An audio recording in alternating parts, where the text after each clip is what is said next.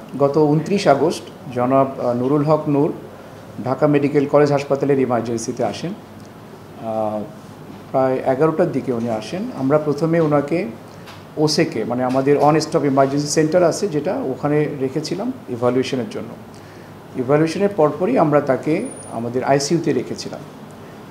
২ দিন আইসিইউতে থাকার পরে আমরা তাকে ১ সেপ্টেম্বর ২টার পরে আমরা তাকে কেবিনে শিফট করি এবং কেবিনে শিফট করার পরে আজকে বলা যায় যে 10th ডে তার এই ইনজুরির।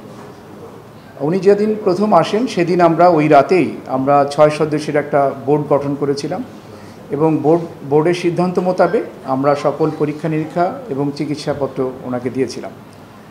উনি ধীরে ধীরে যখন উন্নতি করলেন তখন আমরা ওনাকে আইসিইউ থেকে কেবিনে শিফট করলাম।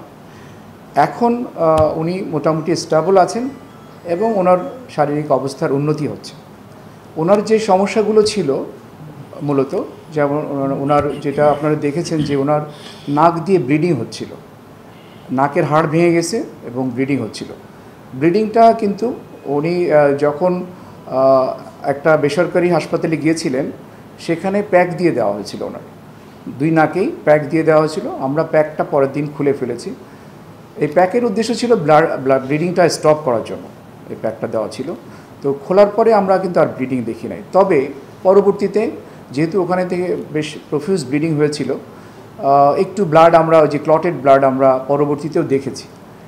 এমনকি এই ব্লাডটা আরও 2-1 দিন আমরা আরও কিছুদিন থাকতে পারে, মানে মাঝে মাঝে আসতে পারে। যেহেতু ওইখান থেকে ব্লিডিং হয়েছে, একটা সারফেস আছে, আমরা অনেক সময় নাক ঝাড়ি, তো নাকে হাতটা দিলে একটু ব্লিডিং হতে পারে, কিন্তু সেটা নিয়ে খুব অরির কিছু নাই, আমরা এটা নিয়ে ভীত না। এবং যেটা নাকের হাড় ভাঙার বিষয়টা, যে হাড়টা ভেঙেছে এটা 3টা ফ্র্যাগমেন্ট হয়েছে, কিন্তু ফ্র্যাগমেন্টগুলো ডিসপ্লেসড না, ফ্র্যাগমেন্টগুলো পজিশনেই আছে, যার ফলে ওই পজিশনে থাকলে আমরা বলছি যে আগামী 4 থেকে 6 সপ্তাহ পরে এই ফ্র্যাগমেন্টগুলো জুড়ে যাবে। ওনার নাকের কিন্তু কোনো চেঞ্জ হয় নাই, মানে ডেভিয়েশন হয় নাই, নাক যেভাবে ছিল যেরকম ছিল সেরকম ছিল আছে এখন। আর ওনার আরেকটা ফ্র্যাকচার ছিল ম্যাক্সিলার, এটা হচ্ছিল ইনকমপ্লিট ফ্র্যাকচার। আমরা বলি যে ম্যাক্সিলার কমপ্লিট ফ্র্যাকচার না, একটা লিনিয়ার ফ্র্যাকচার, মানে ওইটাও কিন্তু ডিসপ্লেস না। তো সেটার ক্ষেত্রেও আসলে ওই 4 থেকে 6 সপ্তাহ আমরা ওয়েট করলে ওই ফ্র্যাকচারটাও হিল হয়ে যাবে। ওনার আরেকটা সমস্যা ছিল চোখে, যেটাকে আমরা বলি সাবকনজাংটিভাল হ্যামোরেজ, মানে কনজাংটিভাল নিচে রক্ত জমে। চোখের আশেপাশে যে কোনো ধরনের ইনজুরিতে এই ধরনের রক্ত জমে। তো আজকে আমরা একটু আগে আমার এই বোর্ডের সদস্যদের নিয়ে দেখে আসলাম, ওই ব্লাডটা পুরোপুরি মিলে গেছে, এখন আর ওই ব্লাডটা দেখা যাচ্ছে না এবং ওনার ভীষণও ভালো আছে। যেটা নিয়ে আমরা একটু বেশি কনসার্ন ছিলাম সেটা হলো ওনার মাথায় যে আঘাত, মানে আমরা বলি মেডিকেলের ভাষায় সাব অ্যারাকনয়েড হেমোরেজ। এইটা হেমোরেজটা ছিল খুবই মাইল্ড, অল্প, রক্তের পরিমাণটা ছিল খুবই অল্প। আমরা পরের দিন উনি আইসিইউতে থাকতেই যখন আমরা আরেকটা সিটি স্ক্যান করেছি তখন আমরা দেখেছি যে এই ব্লাডটা অ্যাবজর্ব হয়ে গেছে, যে অল্প পরিমাণ রক্ত ছিল সেটা অ্যাবজর্ব হয়ে গেছে।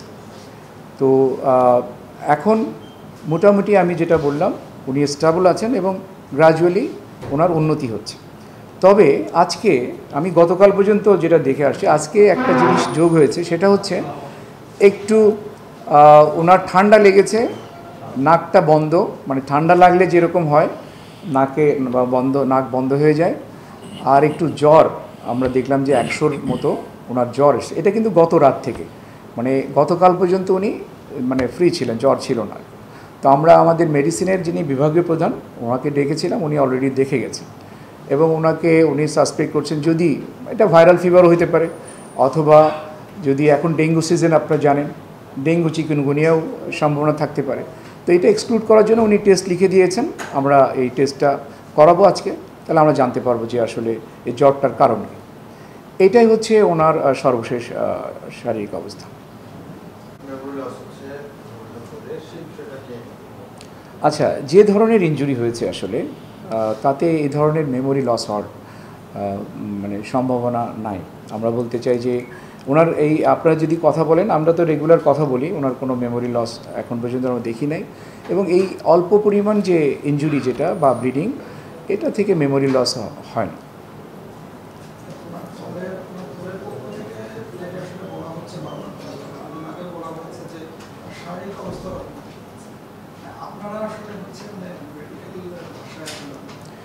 আমরা বলতে চাই যে অবনতি হয় নাই, কারণ কি ওনারা কেন অবনতি বলছে যে হয়তো ওই যে পরে আমি যেটা বললাম নাক দিয়ে একটু ক্লটেড ব্লাড আসছে, ওইটা যখন ধরেন ওনারা দেখেছেন ওটা হয়তো মনে করছেন যে আবার ব্লিডিং হচ্ছে সেই জন্য। কিন্তু আমাদের ইএনটি ম্যাডাম আছেন এখানে, এই ধরনের কেসে এরকম মাঝে মাঝে একটু ব্লিডিং হতে পারে, ওটা নিয়ে কিন্তু ডাক্তাররা চিন্তা করে একটু ব্লাড আসলে, এবং এই ব্লাডটা কিন্তু অল্টার্ড ব্লাড, মানে ফ্রেশ ব্লাড না, মানে রক্তটা জমাট বেঁধেছিল এবং হয়তো কাশির সাথেও একটু আসতে পারে।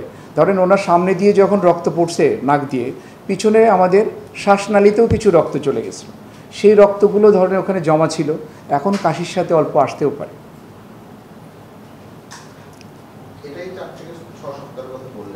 জি জি,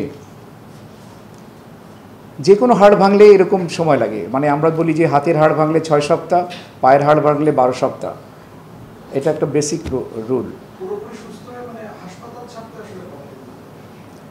এইটা আসলে সত্যি কথা, আমরা যদি ওনার জ্বর না আসতো তো আমরা হয়তো এই সপ্তাহে প্ল্যান করতে পারতাম। এখন জ্বর যেহেতু আছে আমরা আর একটু দেখবো আর কি। আর এই সব যা এখন চিকিৎসা চলছে এটা উনি বাসায় গিয়েও আসলে নিতে পারবে।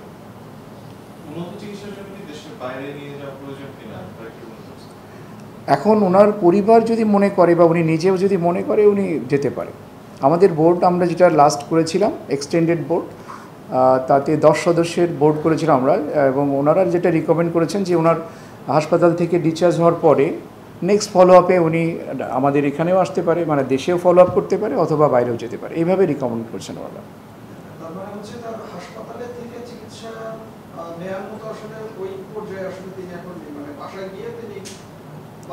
উনি চাইলে আমরা বাসায়ও পাঠাতে পারি, তবে জ্বরটা সাবসাইড করার পরে, আমরা এখন যেহেতু জ্বর আসছে আমরা জ্বরটা সাবসাইড করার পরে আমরা ওনাকে ছেড়ে দিতে পারবো।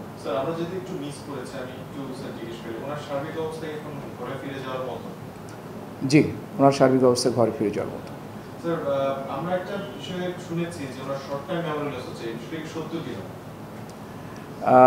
আমি তো বললাম যে আমাদের এরকম আমার নিউরোসার্জন আছেন, হেড অফ নিউরোসার্জন, উনি বাংলাদেশের একজন রিনাউন্ড নিউরোসার্জন।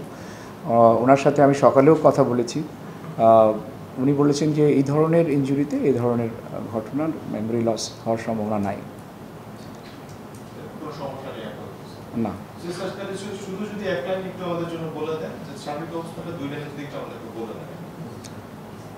ওনার সার্বিক অবস্থা স্থিতিশীল এবং উন্নতি হচ্ছে, গ্রাজুয়ালি ওনার অবস্থার উন্নতি হচ্ছে।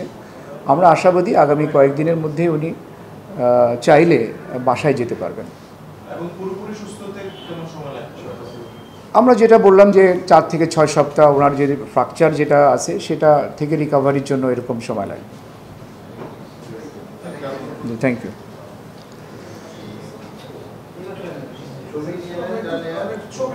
জি জি, প্লিজ।